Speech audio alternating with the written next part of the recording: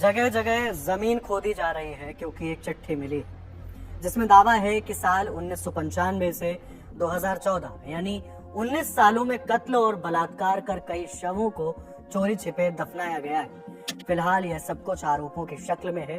अब आपको पूरी कहानी बताता हूँ। कर्नाटक का दक्षिण कन्नड़ा जिला एसपी दफ्तर में चिट्ठी पहुंची जिसमें लिखा था, शहर में धर्मस्थला मंदिर के जंगलों और उसकी जमीन पर कई शवों को दफनाया गया है। इन शवों में महिलाएं और नाबालिग लड़कियां भी हैं जिनके साथ रेप किया गया, फिर हत्या कर दी गई।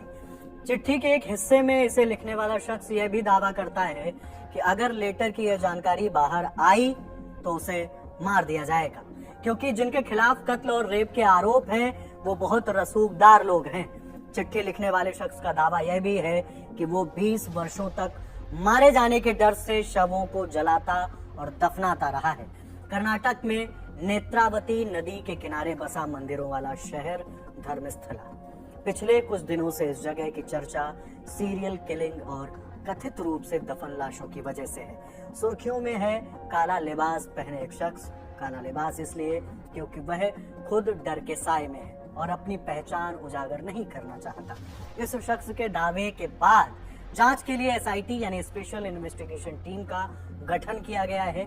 शख्स की ओर से उपलब्ध कराई गई जानकारी के मुताबिक शहर में अलग अलग जगहों पर खुदाई कराई जा रही है। खास तौर पर 13 जगहों को चिन्हित किया गया और अब तक 9 जगहों पर खुदाई की जा चुकी है। और तो और 31 जुलाई को साइट नंबर 6 से पुलिस को कंकाल के कुछ अवशेष मिले। एक जगह पर लाल रंग के ब्लाउज का एक टुकड़ा, एक पैन कार्ड और एक एटीएम कार्ड भी मिला था। चूंकि दावा इतना गंभीर है तो दफन लाशों की तलाश में खुदाई लगातार चल रही है। पर अचानक क्या हुआ जो काले लिबास वाला शख्स सब कुछ बताने प्रशासन के पास पहुंच गया?